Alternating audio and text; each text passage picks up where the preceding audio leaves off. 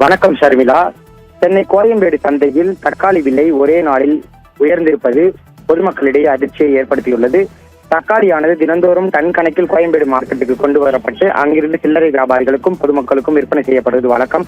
அந்த வகையில் இன்று தக்காளி மழையின் எதிரொலியாக வரத்து குறைவாக காணப்பட்டது. வழக்கமாக வர வேண்டிய தக்காளியை விட குறைவான அளவே வந்திருந்தது. அது மட்டுமின்றி வந்த தக்காளிகளில் பாதி தரமற்று இருந்ததால் அவற்றை விற்க முடியாத சூழல் ஏற்பட்டுள்ளது. இதனால் தக்காளிக்கு பெரும் தட்டுப்பாடு ஏற்பட்டுள்ளது. இதன் காரணமாக விலையானது கிடுகிடுவென உயர்ந்துள்ளது. மொத்த விலையில் தக்காளி 1 கிலோ 60 ரூபாய் வரை விற்பனை செய்யப்படுகிறது. சில்லறை வியாபாரிகளுக்கு 80க்கும் அதற்கு மேற்பட்ட விலையிலும் விற்பனை செய்யப்படுகிறது. அடுத்தடுத்து வரும் நாட்களில் தக்காளியின் வரத்து எவ்வாறு இருக்கும் என்பதை பொறுத்தே தக்காளியின் விலையானது இருக்கும் என வியாபாரிகள் தரப்பில் கூறப்படுகிறது. இன்று போலவே மேலும் அடுத்தடுத்த நாட்களில் தக்காளி சேதமடைந்து வந்தால் விலையேற்றம் தொடரும் எனவும் தெரிவிக்கப்பட்டுள்ளது.